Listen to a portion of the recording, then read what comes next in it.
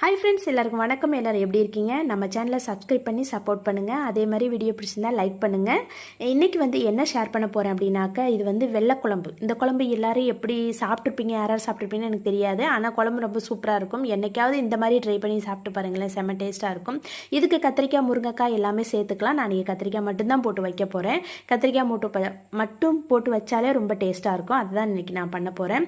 இதுக்கு ஒரு அரை முடி தேங்காய் தேவைங்க. தேங்காய் சின்ன சின்னதாக கட் பண்ணி ஒரு மிக்ஸி ஜாரில் சேர்த்துக்குங்க. காஞ்ச வரமிளகாய் சேர்த்துக்குங்க. ஜீரகம், 2 பல்லு பூண்டு இதெல்லாம் சேர்த்து நல்லா பச்சை வெங்காயம் 2 போட்டு நல்லா நைஸாக அரைச்சிக்குங்க. எந்த பாத்திரம் குழம்பு வைக்கிறீங்களோ அந்த பாத்திரத்தை அந்த மசாலாவை போட்டு கொஞ்சம் தண்ணி ஊற்றி கொஞ்சம் புளி ஊற்றி தக்காளி 2 கட் பண்ணி போட்டு பச்சை வெங்காயம் 2 கூட நீங்கள் கட் பண்ணி போட்டுக்குங்க. தேவையான அளவு என்னென்ன காய் வேணுமோ எல்லாமே சேர்த்துக்குங்க.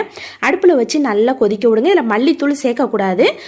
அதுக்கப்புறம் கடுகு, கருவேப்பிலை எல்லாமே போட்டு நீங்கள் வெங்காயம்லாம் போட்டு கொஞ்சம் பெருங்காயத்தூள் போட்டு தாளிச்சு கொட்டி இறக்கி சாப்பிட்டு பாருங்கள். செம்ம டேஸ்ட்டாக இருக்கும்.